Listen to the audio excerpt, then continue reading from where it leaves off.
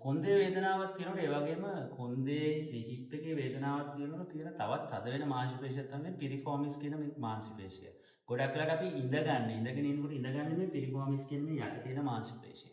මේකත් දිගදුමකට ලක් කරාම ඒ ලිහිල් වුණාම වේදනාව අඩු වෙනවා. අපි බලමු පිරිෆෝමිස් ස්ට්‍රෙච් එක. මේ මාංශපේශිය දිගදුමකට ලක් කරන එක් ව්‍යායාමයක්, බොහොම ප්‍රචලිත ව්‍යායාමයක්. බලමු මේක කරන්නේ කොහොමද කියලා. මේ ආකාරයෙන් කකුල අරගෙන අපි කකුල අපිට කකුලක් දාගන්න ආකාරයෙන් අපි ඉඳගෙන ඉන්නකොට කකුල අපිට කකුලක් දාගන්න. අන්න ඒ කාර්යයෙන් දරවගෙන තමන්ගේ අතින් මේ තමන්ගේ දණහිස අල්ලන්න ඕන. මේ අතින් කරලා තමන්ගේ පැත්තට පපුව පැත්තට ඇදීමක් සිදු කරනවා. එතකොට එන්න මේ ආශ්‍රිත මාංශපේශි ඇදීමට ලක් වෙනවා තේරෙනවා. හොඳටද?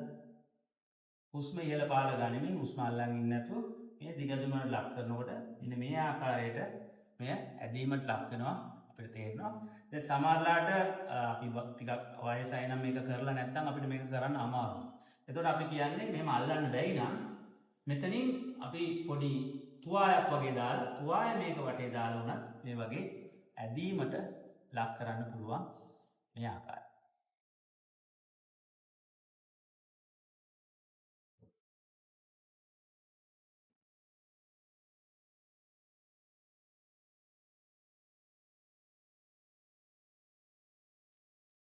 මේ වගේ මේ කකුලට ඊට පස්සේ අනිත් කකුලට ආදී වශයෙන් මෙය සිද්ධ කරන්න පුළුවන්. මේ ආකාරයට දිගදුමකට ලක් කරනකොට අපිට එහා පැත්තේ මේ මාංශපේශිය ඇදීමට ලක් වෙනවා තේරෙනවා.